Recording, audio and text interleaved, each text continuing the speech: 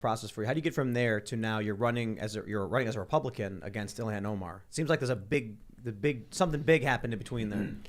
Well, a lot of things happen, but mainly that the same liberal establishment that I've watched take hold of the cultural narrative over the last 10 years was the same one that tried to defame me and poke fun at me 10 years ago. It's the same one that is making a lot of money in China.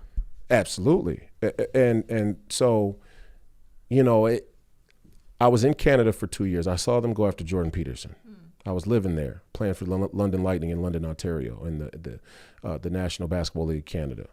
And I watched that. It was the most peculiar thing because I was a nomad up until that point. I was a cultural Democrat, as many young black men are growing up in these inner cities. They're cultural Democrats, although they tend to be conservative, really culturally, but in party affiliation, they tend to be Democrat. And it was just the oddest thing to me. I had never seen, just me personally, I had never seen people go after somebody who was so reasonable and logical and just seemed to be kind of a nice guy with such obscene and ridiculous points. And I'm sitting here as a person who fought the NBA going, I have genuine points about the establishment that we should be talking about. Why are you guys going after him about pronouns? I don't get it. And so I watched that. And then I came back from Canada, played in the Big Three.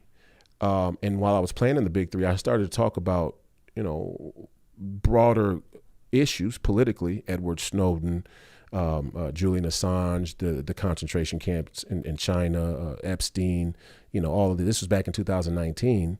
And then I wrote a book, an open letter to LeBron James entitled Epistle to the King.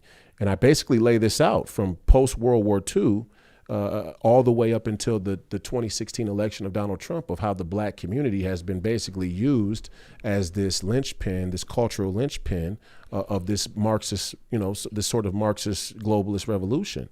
And then George Floyd happened. And you were right there. Well, the pandemic happened first. Yeah. And I was introduced to Steve Bannon's show. I was introduced to his PBS Frontline interview. I had already knew about him since Trump ran, but I didn't really do a deep dive. I still had a surface view of him. Then I saw the PBS Frontline interview, and then the pandemic broke out. Then I got introduced to War Room, as soon as the pandemic broke out, and I was listening to it every day. It was the most accurate coverage of the pandemic at the day. It was pretty much some of the only coverage. And then George Floyd happened 2 months later in May. That was March, and then May, George Floyd happened. What did that change for you? Go ahead. I just got to bring up one quick point as we get into George Floyd. Mm-hmm. You know that story about the mural of George Floyd with the crown that got struck by lightning and exploded? I don't know that story. There's a wall. I know the with wall. A mural. Yeah. And so in the middle was George Floyd, and there was a crown over his head. On a partly cloudy day, meteorologists reported a lightning strike. Witnesses said they saw the lightning strike, and it blew out only George Floyd from the building. The whole building was no roof damage. That's just a freaky story that I want to bring up whenever it comes to the George Floyd stuff, because that's crazy. God's wrath is fast. Or metallic that's paint, or both. But Could be both. like someone staged it or something. I don't know. That's crazy. Is that true? This Someone staged. Oh no! I have no explanation. Okay, yeah. Like God's wrath. Yeah. I don't know, man.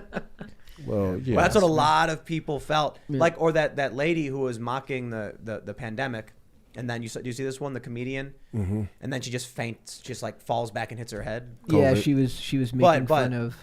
I just wanted to bring up the George Floyd thing because there's that weird moment that happened. But she said Jesus loves me the most, and Right. that's when she Yeah. fell Yep, down. that's right. It was like, Yeah. I was like, nah. then she hit her Jesus head. loves everyone No, the same, you bro. can't, you can't. Well, what we talk about Christianity, taking God's name in vain is a grave sin, and the wrath is quick. You really can't. But Mess I with don't. it. I It's don't. not I worth don't- messing around. I don't want to derail. I just wanted to mention that story because it's crazy. But so now George Floyd. happened. So look, the George Floyd thing happened. So I write this letter to LeBron James where I basically lay out how black people, specifically pop black figures, have been used as a three-card Monte to not only keep the black community in this in this place of submission as a community, but they've been used to now go and attack the rights of others on the grounds of this cultural, this culture war and an information war. So I lay this out in the book. The book's 255 pages. It ends up being. It's like 40,000 words or something. And then George Floyd happens. And my whole point to LeBron James was to say that in the position you've been given, God-given, that you have an obligation to lead in a way that's more genuine, authentic, and honest. That was the whole crux of the book. But I had to go through the history, right? Because I can't just assume that he's initiated into this post World War II liberal world order type. I just didn't assume that. So I kind of took him through it in good faith. And then George Floyd happens, and I'm like, oh, I just wrote about what I need to go do, right? And so I knew from watching the narrative be crafted and manipulated by the mainstream media that they were going to try and hijack that moment in a variety of ways. And I knew that I was perfectly positioned to go into my community and lead in a way that changed the narrative. And that's what I did.